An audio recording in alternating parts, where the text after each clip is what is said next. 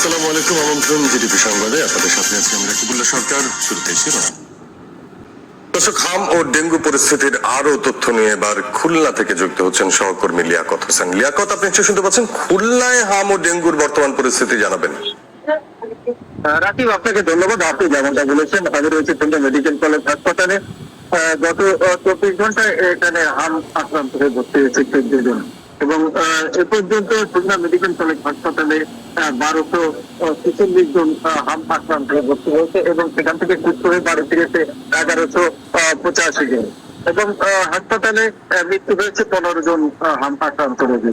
এবং আমি আপনাকে আরো জানিয়ে রাখতে চাই যে হাম শ্বাসের রোগ হয়, এই বিষয়টা আসলে সতর্ক না থাকায় এই হামের বৃদ্ধি পেয়েছে বলে সবকিছু জানিয়েছে। আমি আপনাকে আরো জানিয়ে রাখছি যে খুলনায় বৃষ্টি বাড়ার সাথে সাথে ডেঙ্গু আক্রান্ত রোগীর সংখ্যা বেড়েছে।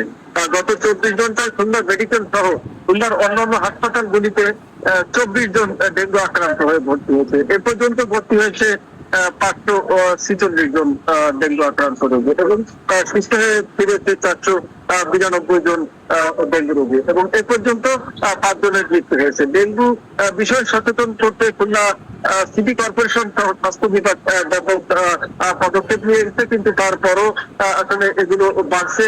মানুষের সচেতনতা যত বৃদ্ধি পাবে এবং তারা সচেতন থাকলেই রোগ থেকে অনেকটাই দূর থাকতে পারবে বলে স্বাস্থ্য বিভাগ এবং সিটি কর্পোরেশন তৎপরতা চালিয়ে যাচ্ছে। তো এ ছিল আমার কাছে সবশেষ তথ্য।